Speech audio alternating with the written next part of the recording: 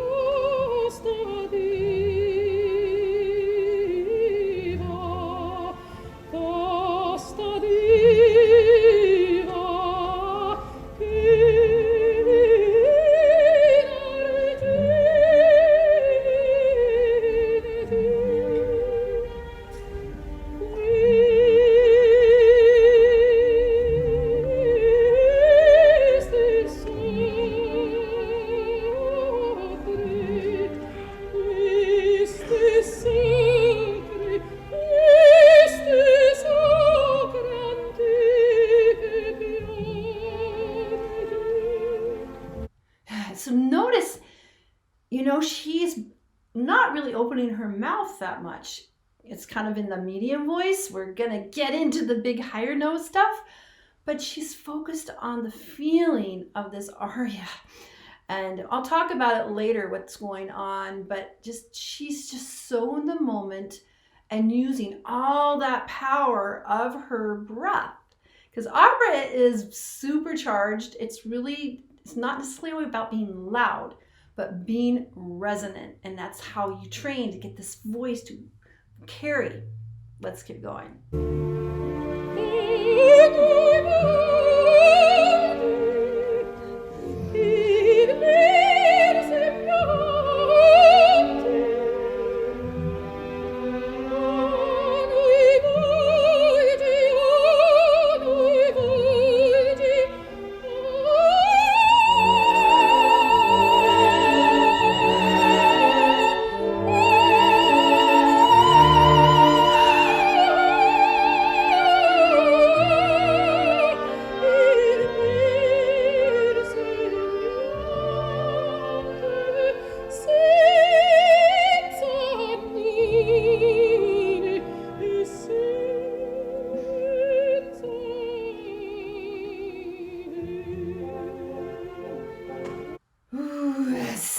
Gorgeous. It is so gorgeous.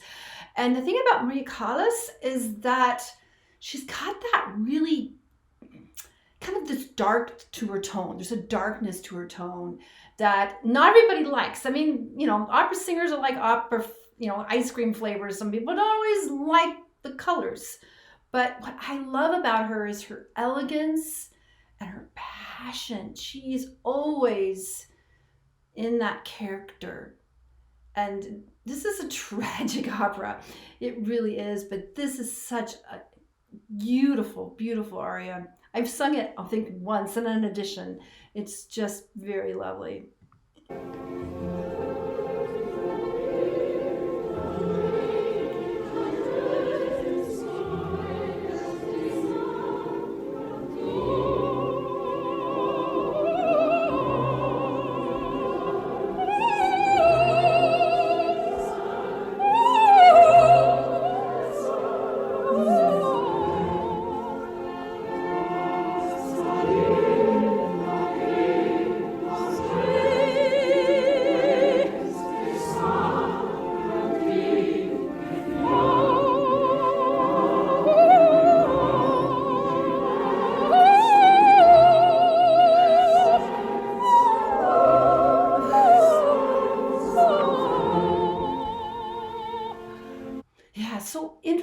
Voice, usually the really dark, you know, full sounds is more challenging to get those really shimmery coloratura.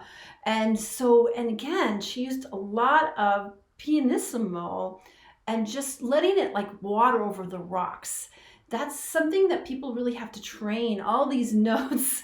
The coloratura is tricky because you have to get all the notes there, and there's a lot of passages, almost like riffing. It's the same technique on some levels of just moving the voice, but with this, you're playing this character, and the coloratura passages mean something, and that's the way it should be in R&B too. You're just not going to do a riff because you want to show off, but it should mean something.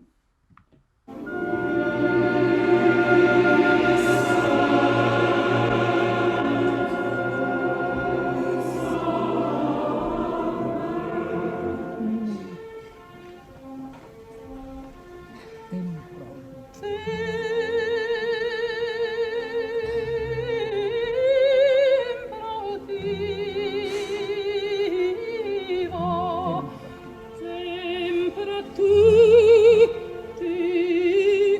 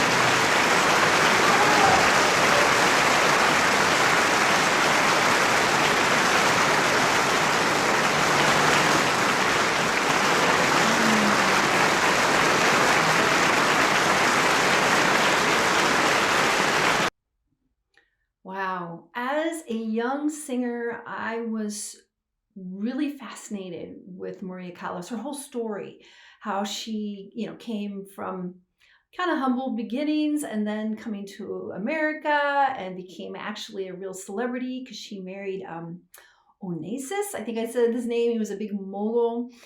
But just her aura, she was so elegant, the beautiful wrap, the jewels, and she was the total diva. When we talk about diva, that was Maria Callas. But it was not the diva like, ooh, I'm all that, although she was, but she brought it. She brought that feeling, that emotion to everything she did. I've seen other videos of her and she's always so impeccable. I think I actually have albums of her because she just was so much that she could sing. In those days, opera singers were singing a lot of variety. We call that Fach. Today, people tend to kind of sing specialty things. But back in those days, she sang everything from Puccini to Bellini to Verdi, all those. Yeah, I'm talking opera talk now, but you guys may not know that I'm an opera singer too. I've done quite a bit of opera myself. And like I said, I have sung this aria. I've sung it mostly in auditions, but I never performed it. I just adore it. And Bellini was just a beautiful opera composer. This opera, is Norma. It was set in kind of a similar time where the worlds were really changing. It was in England when the Romans started taking inroads in England, and she was a druid priestess. Norma was a druid priestess, and so what she's doing is she's doing a rite with the other druids, but she's supposed to be the virgin priestess, but she's actually having an affair with one of the Roman soldiers or whatever. Probably not a soldier, but somebody who was in charge of things, and it was secret. It's a secret. In fact, she even had children. So she is singing this rite, beautiful to the moon, but she's also feeling this angst, like she's almost like a double agent, and she's torn between the two futures of the world taken over by Romans versus the druidic faith. And so that's what you hear in that aria, is that she's singing this beautiful, she's like, it's like a ritual to the moon, but there's also this feeling of, I'm kind of trapped in this situation and I don't know how to get out of it. And with the Bellini and a lot of that we call bel canto period in opera, they would have a slow song, a slow section, and then there'd be a sped up section. And after this aria is when she's going to talk about, we're going to beat them, we're going to go to war, we're going to actually take over. And it's all about kind of empowering people to basically fight back from the Roman Empire that was taking over. Again, a lot of conflict. But that's great drama, as you have conflict, because she is this priestess, yet she loves the enemy.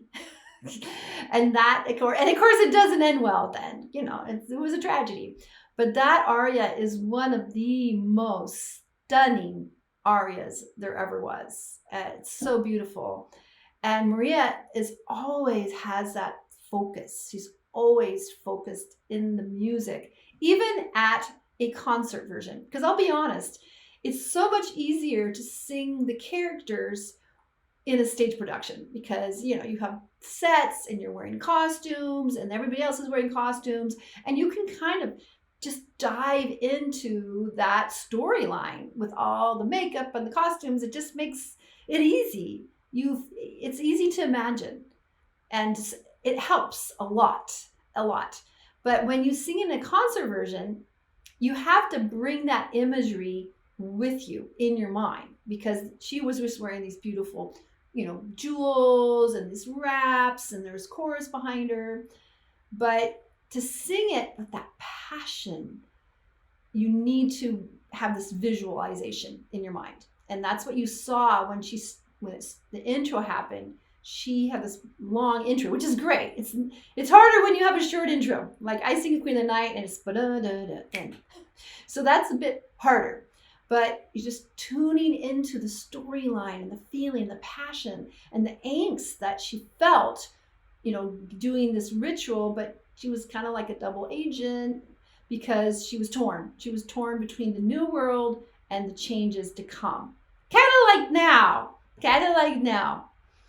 So it's just a beautiful aria, and she was such a beautiful artist, and she kind of had a little bit of a tortured life. I mean, it's hard. I think, she was really respected. She was one of the most glamorous opera singers of the day, for sure. But she was just so committed, and her voice is really interesting. And that's the thing about having an interesting voice, is that not everybody's going to like it. Some people, don't care for her voice because it has a bit of there's this core there that is really different, versus some voices have more color. Some voices have a bit more thickness. Some people have more slender. And again, people have different opinions on what they like. That's just normal. When you're a singer, not everybody's going to like your voice. It's just normal. Some people prefer something else. But her commitment was just so beautiful. And when I was a young singer and I started listening to her, I was really inspired by her. My voice is not like her. I don't have that kind of, there's almost this, I don't even know how to explain it. There's a bit more firmness. There's a bit more of a core sound that is a bit more, people call it almost phosphorus in her sound. I don't have that. I have a fullness, but it's more of a slender quality to it. It's just really interesting. Opera is so fun. I really miss singing it. It's been a while that I've sung opera, which means maybe I should start working on it a bit. But I love all kinds of music. I love it. I want to sing in a metal band too. But yeah, Maria was a beautiful artist. And I think she set the tone for opera as a celebrity. Now, sadly enough, right now, we don't really, in the United States, have a lot of celebrity opera singers. We should, but it just doesn't seem to be popular in the mainstream, unfortunately, because opera is a gorgeous art form. It takes a long time to build a voice to sing opera. And yeah, and you need to have some of the bone structure for it. It's kind of like, pro football or soccer. You need to have the body type and the bone structure in the face to really put it out there. But she was a great singer, and it's, we need to actually listen to these stars of years before, because they are still great singers and have a great legacy. So, all right, if you love Maria Callas and any other opera singers from the years before, I'd love to hear about it in the comments below, and let me know what other classic opera singers I should listen to, or even some new ones today. Let me know that in the comments. And also, I want to let you know of my 2 free passion projects on Facebook. The first one is called YouTube Success Strategies, and that's where I'm coaching people how to make YouTube work for them, because a lot of people are a little confused on how you can be successful. It's not like social media, and there's a little more things you need to do to get your content out there. And then the other group's called Creative Soul Alignment, and that's for people that are interested in creativity and spirituality. Because here's the deal, we are all creative because we make our decisions every day, which is creating our life. And we are also spiritual, because when the spirit goes, the body is over and the spirit goes off. Yeah, been there, seen that. Okay, so take care, and I'll see you next time. Bye.